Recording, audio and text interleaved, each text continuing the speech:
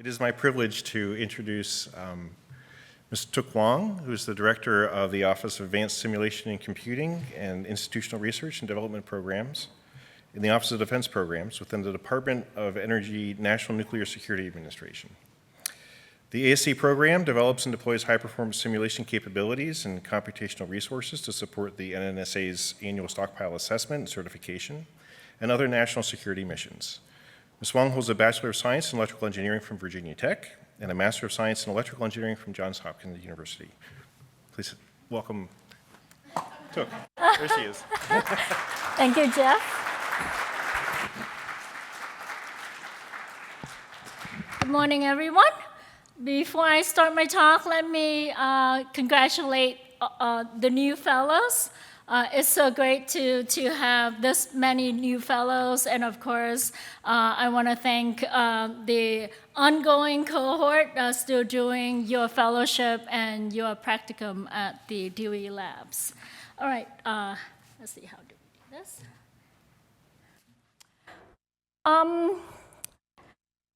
It's great to be back because I used to manage this program with Christine Chalk, and I've been kind of busy managing the entire program, but I'm glad to be able to come back and give you all an update on my program's plan for workforce development, especially with the academic community. So just briefly, going through, what my program does, and I have, copies of the 3 publicly released documents. Please Google for them because they include a lot of ambitious activities that we want to do. Whether we'll get the budget to do all of them, but we're just gonna, keep at it. My program is about to enter its 30th year. Starting this October. We know it takes a long time, right, to, even, for our national labs to hire, new staff, retain them, and I, as the program director, am very, very committed to support CSGF, support other academic workforce development programs that my office will have to actually fund more of. So just briefly, going through, my program is in charge of providing the modeling and simulation, high-performance modeling and simulation capabilities for the NNSA nuclear weapons program. We essentially do the entire nuclear weapons simulation from button to boom. And if you talk to some of the old folks like me and Jeff, they will explain to you even in unclassified way what that means. But now, with the country entering a new sort of nuclear deterrence era, we're going to do more of the new weapons design, experimental design, manufacturing. The third bullet talks about a more efficient production complex, and that's where manufacturing of new components, that includes designing, how to kind of do additive manufacturing, how to do virtual testing of the weapon, of the components' performance before we actually kind of put them in a system, right? And of course, high-performance computing, very much like our co-sponsor, Office of Science. We have been doing high-performance computing since 1995. We still have to do that. We still have to do AI, machine learning, quantum computing, neuromorphic computing. We have to do all of the new computing technologies because we need to get to the high-performance mod sim capabilities for the weapons program. Tri-lab computing infrastructure, so that means we have to connect across all of the NNSA sites and plans this very high performance network and bandwidth so that we can exchange data across the NNSA complex. And lastly, collaborate with industry to keep pace with the hardware advances. So you ask me, oh, where's academic community in this? It's involved in all of these activities because mainly through NNSA, the 3 NNSA labs, I fund them to have tactical contracts with universities, with hardware companies, with software companies to deliver the tools that we need. So I thought to share with you, in case you all didn't know, there was a 2022 NNSA strategic vision. It's a very light read, about 17 pages of just bullets, big fonts. But, I don't know if you can read this, but my office, we wrote a couple of sentences. NNSA will recruit, invest in, and nourish a high-performing, diverse, and flexible workforce that can meet the unique policy, technical, leadership needs of our mission today and well into the future. Right? So I just want to say that this is, it made it into an NNSA publicly released document, and that just means my office and other offices in NNSA, we have to execute to this, right? I want to show you, my programs, specific commitment to academic partnership. It's very personal to me because I stood up the first round of the Alliance program starting in 1997. Yes, I'm that old. A little bit like Jeff, right? Just a little bit. So right now, so the PSAP program, it gets funded every 5 years. Ignore the first one, the first round, it took us about 9-10 years to get it right, and also to learn how to do procurement.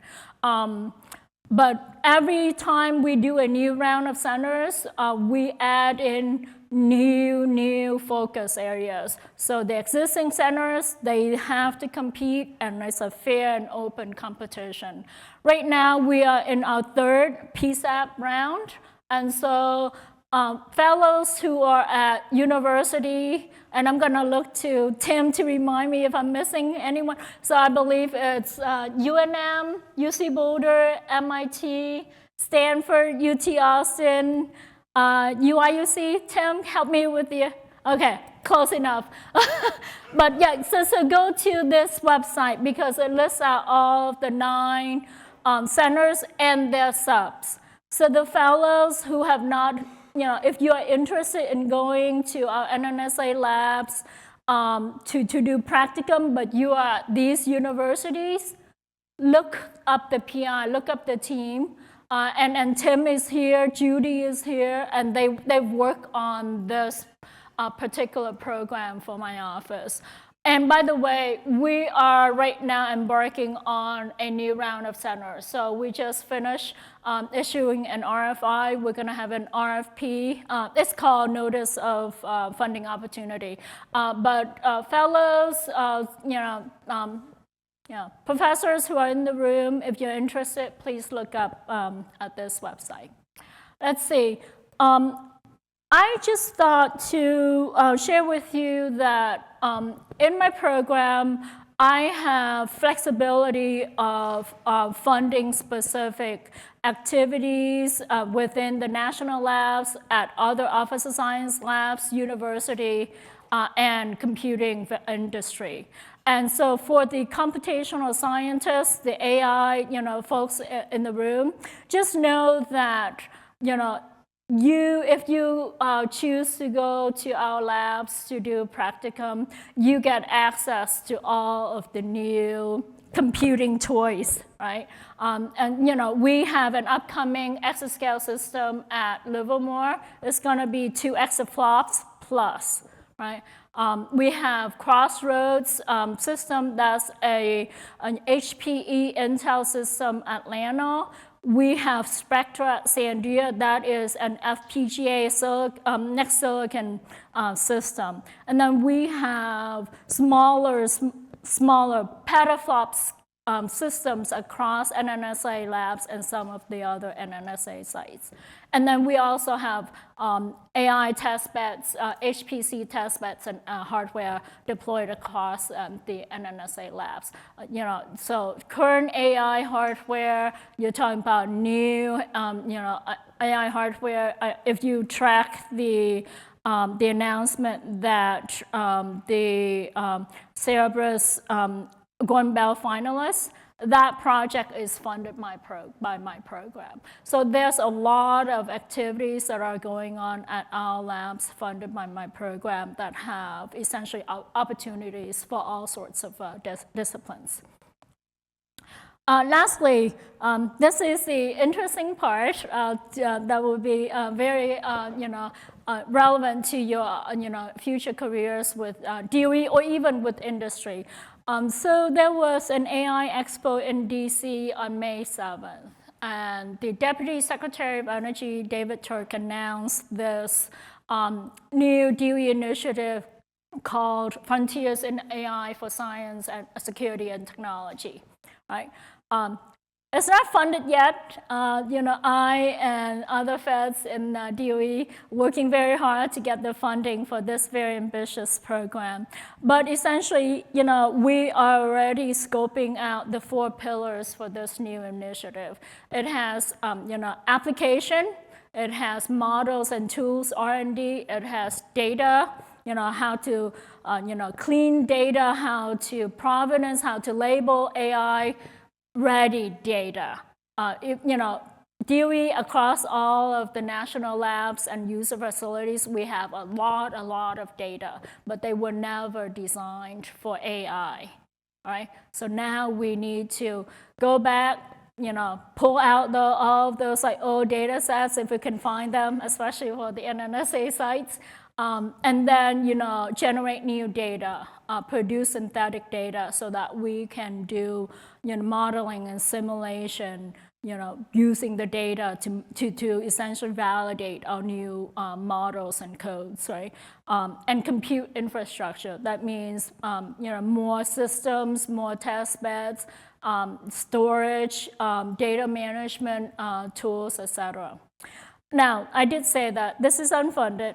But within my program, there is this strategy that's called AI for Nuclear Deterrence. So it's also publicly posted. And we are already embarking on some of these focus areas. Application, foundational R&D in machine learning methodologies and technologies. Just because I think you all know that for AI, it has to be apply R&D driven, right? Because we need the specific data to validate, the foundational models for the specific application.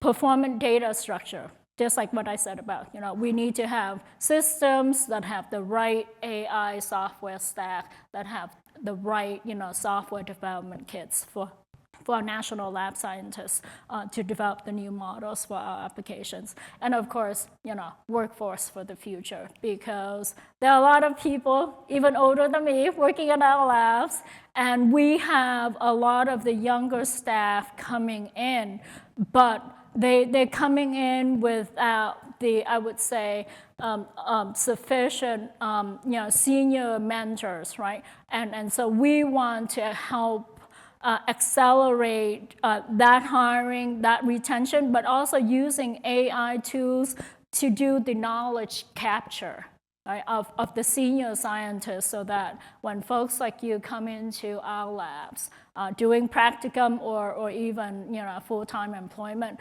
you get to benefit all of their expertise through AI, through ML tools that we're already starting to develop. Okay, so on that note, that's all I have. Thank you.